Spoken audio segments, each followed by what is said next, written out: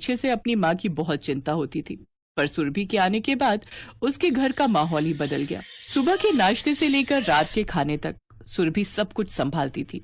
सुरभि बहू, हमने जैसा सोचा था तुम वैसी बिल्कुल नहीं हो। तुम बहुत अच्छी हो। भले ही तुम्हारी शादी इस तरह से हुई है, पर मैं जानती हूँ इसमें तुम्हारी भी कोई गलती नहीं है।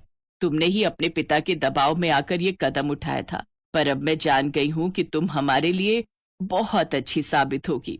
अपनी सास की बातें सुनकर सुरभि मुस्कुरा देती है। अचानक सुरभि की सास की तबीयत बिगड़ जाती है। सुरभि अपनी सास को नजदीकी डॉक्टर के पास ले जाती है।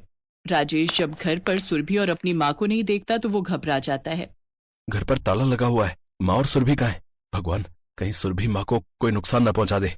राजेश बेटा, तुम्हारी माँ की तबीयत बहुत खराब हो गई थी, इसीलिए सुरभि उन्हें नजदीकी अस्पताल में ले गई है।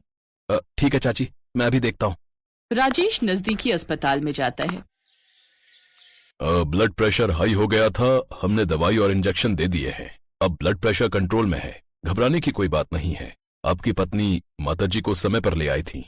राजेश सुरभि की तरफ देखता है तो उसे अपने और परिवार के लिए सच्ची हमदर्दी दिखाई देती है। राजेश बेटा, सुरभि दिल की बहुत अच्छी है। जो भी हुआ उसे भूलकर हमें सुरभि को अपना लेना चाहिए। जो भी हुआ उसमें सुरभि की कोई गलती नहीं थी। इसने तो अपने पिता के दबाव में आकर ये सब किया था, पर इसका दिल कितना साफ और पवित्र है ये मुझे आज पता चला है।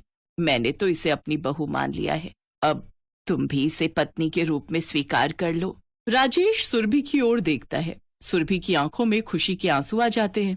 वो बोल नहीं सकती थी, पर मन से वो अपनी खुशी और दर्द दोनों जाहिर करती है। राजेश सुरभि को अपनी पत्नी के रूप में स्वीकार कर लेता है और सुरभि उस घर की बहू बन जाती है।